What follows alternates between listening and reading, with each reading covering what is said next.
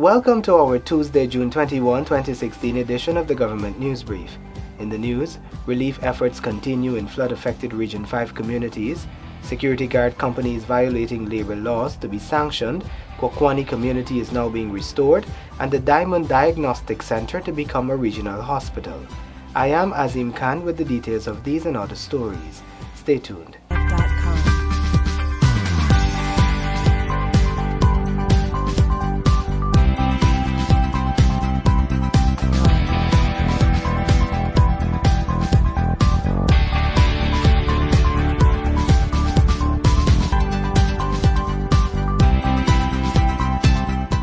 Thank you for staying with us. Here are the details. Efforts to reduce flooding in some Region 5 communities continue. Here is an update. This morning, CEO acting of the NDIA, Frederick Flats, in a telephone interview told Gina that the NDIA continues to lend support to the Regional Administration of Region 5 and the MMA ADA.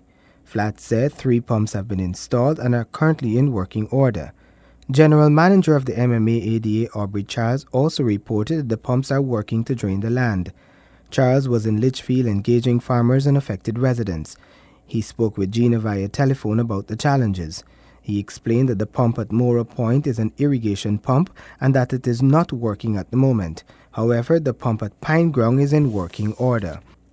Meanwhile, in an invited comment, Agriculture Minister Noel Holder informed Gina that the MMA has frontline responsibilities to respond to the situation.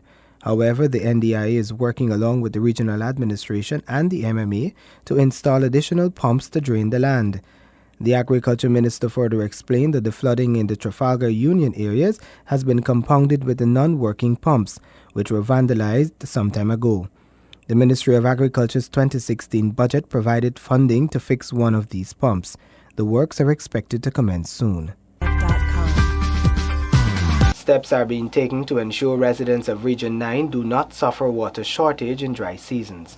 Details in this report. Wells are to be sunk in communities across Region 9. The agencies are collaborating to make this a reality. There are the Regional 9 Regional Democratic Council, the Civil Defense Commission, the Guyana Water Incorporated, and the Ministry of the Presidency. Additional support was contracted from the Engineering Battalion of Brazil's Army. At the moment in the north, we are having the Brazilian company, they are drilling the well, because our aim is to get at least one drill deep well in each village. And actually, before we experience a long dry spell, our program is 15 wells per year. So we're getting there. Though it is the rainy season, the regional chairman reports that the water level remains low. I just came back from the south, and in Ishelton I was checking the wells. And at this time of the year, normally the water would be near to the surface of the earth. But we checked, it is still 20 feet below. So we don't know what's happening, but when I left there, it was still raining. And we're hoping that it penetrates so that we could get enough water. Recent donations to the region include 285 buckets with water filters from the U.S. Embassy and food aid from Food for the Poor, among others. These items are distributed to the tushals of far-flung villages and are given based on an average household consumption. For this government news brief, I am Namila Baines-Rowe. Kewanee is being restored since the new administration took office, says the Assistant REO. Find out more from Renetta LaFleur. The Kewanee community on the Berbice River in Upper Demerara Berbice Region 10 has seen massive transformation since the coalition government took office, says the Assistant Regional Executive Officer, AREO, Leola Narine. There were quite a lot of changes, and we're happy now that with the new change of government that we've been getting assistance from all the ministries. In the past, Kewanee has been left abandoned, but now I've seen there's many changes, and I'm quite happy for that. Mavis Davis, a resident of the community for over 20 years, commends the work of the government. They're doing good. Because I went to Georgetown, I see the cleaning up. I went to Linden, cleaning up, everything going good. Yes. What happening in your community? Yeah, the same thing. Because they can't do things one place because it's this whole Guyana they're doing with, So they're doing step by step. They do something in Kewanee, they do it, they go to other place, they do it. Everything going well with the government. Yes. Feels so nice. They help to develop Kewanee because I see Kewanee clean. Yes. And even the road. Another resident spoke of a change in attitude in the education sector. In school, I've seen grades improve with the students and with the teachers. You're getting a better reaction now. You could be able to talk with them and you're getting a good results from it. PTA is good. We had a conference the other day, parent-teacher conference, and so much come out of it that you learn that these children got to finish the SBA by a certain time, and they're working hand in hand together. So for now on education part, it's good. Narayan says there has been economic growth, government-funded contracts, and internal road projects were carried out. She adds that government buildings are being rehabilitated, including the Regional Democratic Council building, schools, and hospital, among others. There are also more ministerial visits to the community. There are some areas still to be addressed to develop the community completely, including social issues such as statutory rape, incest and crime, and rehabilitation of the Kewanee-Linden Trail, Narayan points out. She stresses the need for assistance in these areas from the ministries.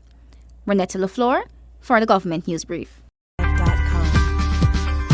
Strong action will be taken against security companies violating the rights of employees and labor laws. Details in this report. A high-level team from the Social Protection Ministry visited Region 8 at the weekend. At a public meeting in Madhya, Minister of Social Protection, Valda Lawrence, addressed the issue of labor rights breaches by security services and guard companies. It's unfair for you working every month, it's too much for one salary. When you end up getting the pay now, it's a rate. 50, they're paying 50,000. And when they got over to the 2 months, you call them, they say, well, they got refunded region to pay. The issue of security companies not paying correct wages or giving holidays is common across the country. Minister Lawrence says this will be addressed. There's not a region that we don't go to, that we don't have issues with security companies. And I can assure you that the head of your security company will be called. Minister Lawrence says that stronger measures will be taken, as it is not the first time her ministry has been called to address labor violations from RK's security firm. The situation has created a need for security services in the region. However, the regional administration plans to remedy this situation. The region is in the process of securing security services from internal contractors. Okay, that's good. Now we're able to correct the problem that exists right now. Upon assuming office, the current administration sounded the call for employers to respect the rights of employees by adhering to labor laws. For the Government News Brief, I'm Tiffany Rogers. The Diamond Diagnostic Center is set to become a regional hospital. Here is that report. The Diamond Diagnostic Center on the east bank of Demerara will soon be known as the Diamond Regional Hospital. This is to better serve the growing population in the area, says Director of Regional Health Services, Dr. K. Shako. Diamond Hospital will be a center of excellence as we see it right now.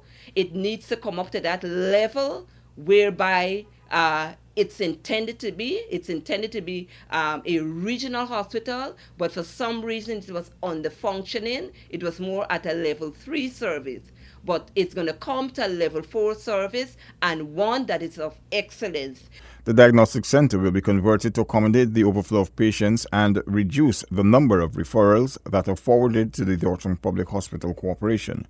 One of the departments that will see some improvement is the maternal and the child care wards, both at the Georgetown Public Hospital and the Diamond Diagnostic Center. We have some funding, right, to take care of the maternity unit at Diamond Hospital. So maybe sometime before the year is finished or early within the next year, Diamond Hospital will be accommodating patients on an inpatient basis to deal with our maternity cases. The Director of Regional Health Services says that the location of the Diamond Center would have influenced this decision. When we look at the strategic location at the Diamond Regional Hospital, it's not too far, or we can say it's the first medical institution that you're going to reach to just after you would have come off from the Chedijagon International Airport. There can be mass accidents and so forth that can occur within that area. Chief Executive Officer and Medical Superintendent have been appointed to give leadership at the institution. This most recent development comes as part of the plan that regional health services must contribute more to the local healthcare service. Paul McAdam, Government News Brief. The Beeny Agricultural Station to be a catalyst for development of the cattle industry in Guyana. Details in this report. The Beeny Agricultural Station in Region 10 is to be converted into a model demonstration farm, says Minister of Agriculture Noah Holder. The Beeny Station is being brought back into being in a big way, and we plan to make it into a model demonstration station as the catalyst for the development of the entire savannas, where we're going to fully exploit this 3,000 acres of improved pastures for cattle, our sheep and goat potential, and of course our orchard crop potential. Meanwhile, head of the Guyana Livestock Development Authority, Nigel Comerbat, says the authority has taken over the livestock part of the Beeny Station. What we have at that location are a number of breeding animals, and we are looking mainly at breed development at the Beeny location. We've got the purebred Zebu cattle. We've got the Beefmaster, Brangus, and the Simmental are 4 of the breeds of cattle that we have at Beeny, that we are in the process of working with, looking at the production parameters of these breeds on savanna type systems. The Guyana Livestock Development Authority head adds that work continues on the development of adaptable breeds of cattle for the local industry. We have had a cross between the purebred Texel male and the Barbados blackbelly female, and we came up with a cross that we refer to as the Texana. It is, in fact, a very good animal as it relates to making meat available. These animals actually tend to grow a whole lot faster than the purebred Barbados blackbelly. And they are ferocious, very ferocious grazers. So we still do the cross. And as a matter of fact, quite a number of our farmers do request from us the purebred Texel line or the Texana, because they maybe because of hybrid vigor, they tend to grow very, very quickly. And the meat quality from those animals is really, I think, superior to that of the purebred Barbados blackbelly. The Guyana Livestock Development Authority will continue to work with the relevant stakeholders in implementing government's plans and vision for the development of the sector. That concludes today's edition of the Government News Brief. The details of these and other stories can be found on our website. Stay updated, subscribe to our website and YouTube channel, and follow us on Facebook. The Government News Brief is a production of GINA. Do join us again tomorrow for another edition of the Government News Brief. Thank you for watching.